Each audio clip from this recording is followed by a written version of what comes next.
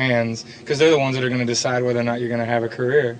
So speaking of touring, you guys recently. When are we going out on tour? Well, it's, yeah.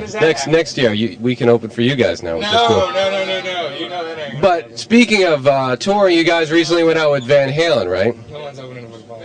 So I have to ask you, you guys must have been sort of disappointed that you toured with the version of Van Halen that Gary Cherone wasn't in. Well, that was a little. Do you know? Brad Stewart. How are you? It's the Brad. Yes. It was yeah, that was a little disheartening. Because that was we all know the ultimate Van Halen, right? Yeah. You want to know something funny about that though? While we were out on the road with him, that album that he did with him went gold. Well, there you go. And when meeting Eddie Van Halen must have been a big deal, or did you even meet him? Oh yeah, we hung out with him all the time. I mean, it was great. And Wolfie was out there, his son. He came out and played guitar every night and stuff, smoking cigarettes. Eddie pissed on our turkey. Eddie pissed in our turkey. And so when you met Eddie, what did you say to him?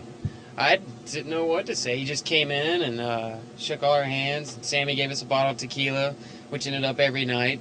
Did he charge you for it, or? I don't know. And then Mike would give us Jack Daniels. I got this cool little bar set up under the stage right. Jack Daniels and tequila all night, so we would partake in that every night. And Mike would also give you hot sauce. He has a hot sauce. Everybody has like a little something. It's a great tour. I mean, it's like everybody was 50, but you know, I mean, we had fun. You mean in the band or in the crowd? In the crowd. Both, I guess. But do you feel like you made a connection with an older crowd, or what? Well, you know what? Even beyond the crowd, like the absolute honor to be able to open up for that band was incredible, because every day was like waking up in a fairy tale, because you're watching Eddie Van Halen walk towards you, and we don't get starstruck, but I mean, come on, you're talking about a man that reinvented the guitar. Not only that, invented a sound, and I mean, it's a legend. I think at this Everybody point, can act cool and say what they want, but it's like, it was Thursday. What did you do? I don't know. I went and hung out with Eddie Van Halen. He pissed in my turkey. I don't know. What'd you do on Thursday? I mean, it's like, cool. I'll never get rid of that. So you guys are like Southern guys, and you know, I think a lot of people, especially around here, probably know you because you did a cover tune of Leonard Skinner's song, correct? Yeah.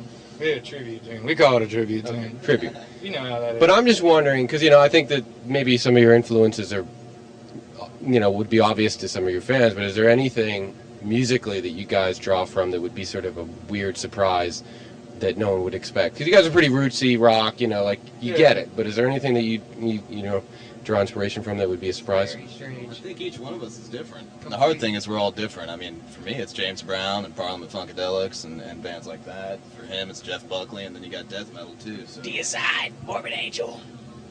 The other guys try to squash that side of you? Yeah. I put that on, everybody runs for cover.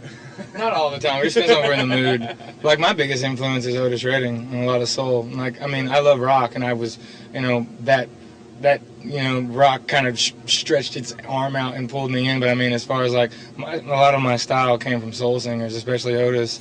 And I mean, Brad's got freaking influences that range all the way from Black Sabbath to Led Zeppelin to a lot of the stage of the grunge era, you know. So it goes and, you know, just Everyone's goes. completely different. Basically. Not to mention Power Man 5000, of course. Of course, everyone's That man right there. That's what he does. For That's at what we least warm up to. 6 to 7. I'm not joking. 6 to 7 months every freaking night it was on right before we walked on. Every night. That's what I like. Do it one time for the camera. Come on. Yeah, well, speaking of what, you know, We'll do that too. On the spot. What if somebody asked you to do the booty dance? what I really want to hear, because one of the things I remember about touring with you guys the most was your vocal warm-ups before you go on.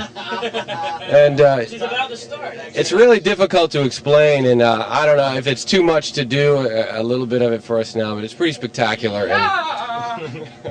And you can decline if you want. I'll do that if you do the punch. Yeah, okay. You go first.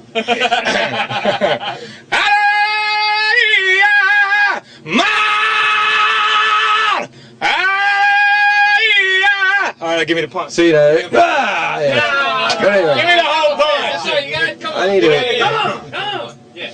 You go. You got it. The finger. This is basically means. Give us 101, Spider. Well, you know, you need the finger because this signals to the crowd that something's going to happen. Just hold on. You sort of gotta get the sneer. you scan the crowd and something's happening.